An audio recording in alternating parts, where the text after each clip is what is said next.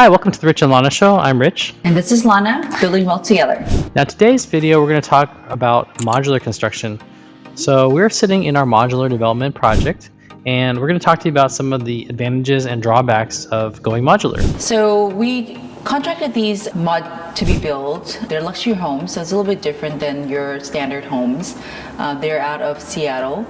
We originally had the architecture plans designed as a stick-built home, but we discovered modular just by driving around the neighborhood, and we found it was a way more efficient way to build. The area that we're sitting in is actually a mod, and the dividing line is right where that wall is.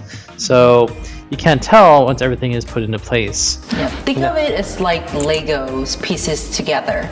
But everything is already done in the factory. So one is you don't have a high labor cost because you're doing it out of state. Two, you're doing it in a factory, so that way you're not fighting against weather or people being off because it's raining or it's too cold to work outside. Not only that, but I feel that it's a better construction because you're using wood that is you're getting wholesale prices. You're buying in bulk, so it's cheaper. And then also you're using thicker wood, higher quality materials. For example, these mods are sitting on 2x6s, so we're actually on top of a structure, and they were actually sitting in a field wrapped in plastic. So these mods have already stood the test of time. Mm-hmm. Now, so one of the other advantages is, of course, you cut your timeline down from building, say, in 2 years, you cut it down to potentially a year or probably less. 6 months even. Mm-hmm. These mods were done, I think, less than 6 months. Mm-hmm. It's just that the time lag between the mods coming and then having to do it on site, that's where that your time takes.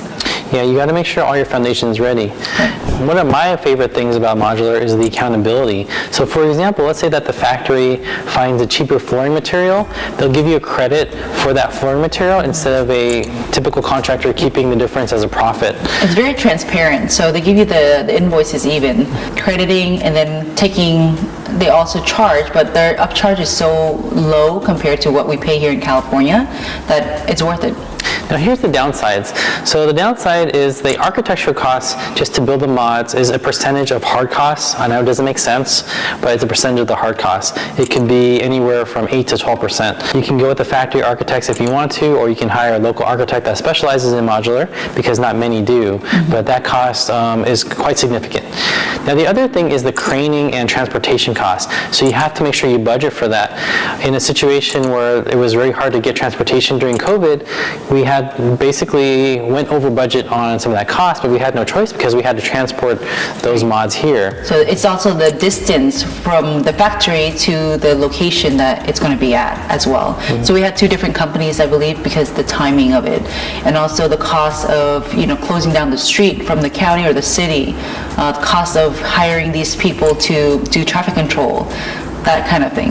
Now, in addition, one of the downsides of modular is that you have to have a local contractor that knows modular because they have to build the foundations precisely to spec. Mm-hmm. And if they're off, then when that crane comes, it's going to be off.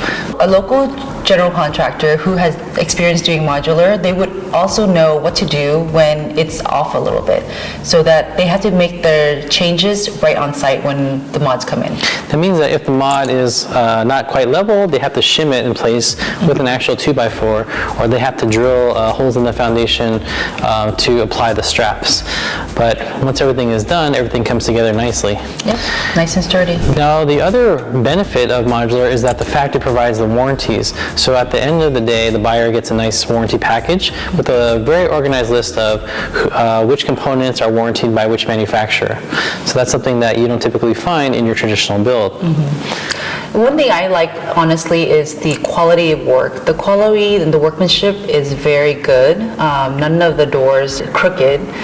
The drawers all close nicely. They're all aligned. So that's something that I can't find here.